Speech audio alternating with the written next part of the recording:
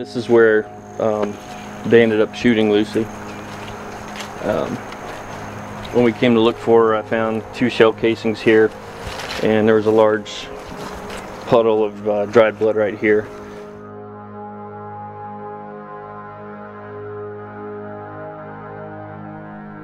On March 18, 2013, Bryan Hartman and his wife Shelly's dog, Lucy, left their house and got lost. Thinking she was home, the dog began scratching at a neighbor's door to get inside. When the neighbor called the police, officers arrived, killed her, and left her body on a hill near the road without notifying the family. The layout of the land here is exactly like where we used to live down the road. So they claim that she charged them and took an aggressive stance, and they shot her, went in and explained to the woman what happened, and then claimed that they came back out and she had moved and they shot her again. So after that they brought her down, and again the report said placed her over the guardrail, but she was about 15 feet down on the other side of a log, which tells me, you know, they threw her. They said that they came around the corner peeking at her and already had their guns drawn. When she ran towards them, they started yelling at her. That's the worst thing you can do to a dog, especially a dog that's confused and lost. Now, I don't expect them to know the background of our dog, but if they knew how to assess a dog, they would have realized that she's not an aggressive dog. She wasn't an aggressive dog. They said that the one corporal fired at her and he struck her in the face, and that after that they went in to explain to the resident you know, what had happened. When they came back out, they said that Lucy had drugged herself and was struggling, and that they shot her again through the torso to put her out of her misery. I kind of question the order of those shots personally. I believe personally the first shot was the one on the torso, but if they were to have said that, it would kind of show that she wasn't in an aggressive stance like they claim. One of the state troopers called us and said where Lucy's body was, and at that point I grabbed a hockey bag and left and went and got her and found her down there and carried her up out and you know, and brought her here and made a grave for her. And you know, our dogs to us are a part of our family, and what they did was beyond disrespectful. And to find her the way I did, when you know, picture a dog one way that you love, and then find them that way, you know, you do the best you can to make something special for them after they've been treated that way. After visiting the gravesite, the Hartmans traveled to the Pennsylvania State House in Harrisburg, the site of one of 50 nationwide Freeze Don't Shoot rallies, to protest police violence against dogs. Bryan told the crowd his story of what police did to Lucy and the aftermath. I argued with that corporal for quite a while, and he finally told me blatantly, "We shoot dogs all the time," and I had a witness with me when he said that. I can remember our boxer, named Tucker. He was Lucy's play buddy all the time. When we brought her home and I dug her grave, he stood over her. He was so protective that when our lab came too close, he actually attacked her for getting too close to Lucy's body. You can't tell me that animals do not mourn.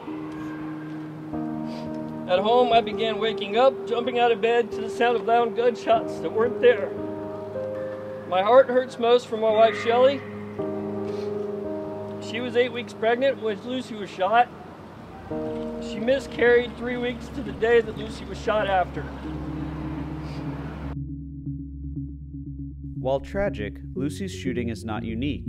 One dog, Ivy, was shot in the jaw by police only a month ago and is currently active but recovering. Where did the dog get shot?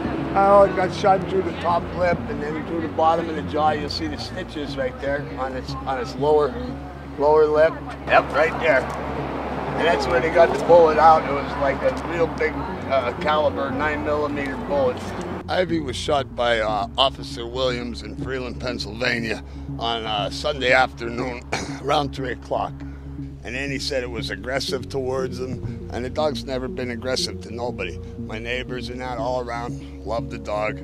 The dog's playful with him, and I mean, there was really no reason for the officer to shoot his weapon in the middle of the afternoon like that around children. The officer also had a taser and pepper spray on him, So, I mean, if the dog was being aggressive to him, I mean, he had other recourse.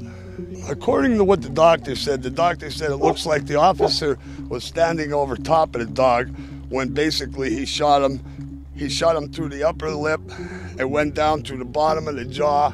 It nicked his shoulder and then went right through his right arm. And I took her to two Plains Animal Hospital and then Pocono Animal Hospital. And it cost about $1,500, but she's well worth it. Both Ivy and the late Lucy were part pit bull. Khaldoun Rashid, a former worker at the Humane Society, noted that stereotypes may be responsible for how frequently they are killed by police. I think that the myth that all of them are evil is wrong. You know, I love dogs. I've owned 5 of them myself.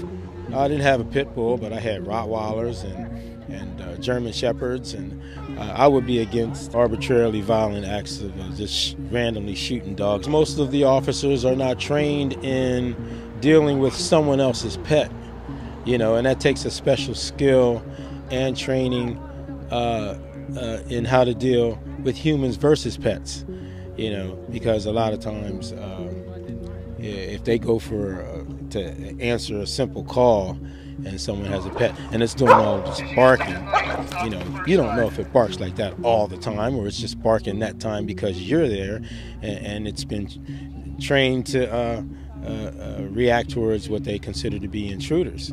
Donna Early, the event's organizer, encouraged the crowd to call their state representatives to pass laws mandating training for police officers to minimize fatalities of family pets in the future. I've seen the communities coming behind to support these people to get justice for these dogs and to try and pass mandated training so the officers could be trained to stop lethal force and to prosecute. It's not always wise to go for the gun first, you know, and so there's other means of deterrent other than putting a bullet in our dogs, and they're devastating families, they're devastating children, they're angering the public, they're causing distrust and disrespect to their police departments, so it's not a good thing all the way around.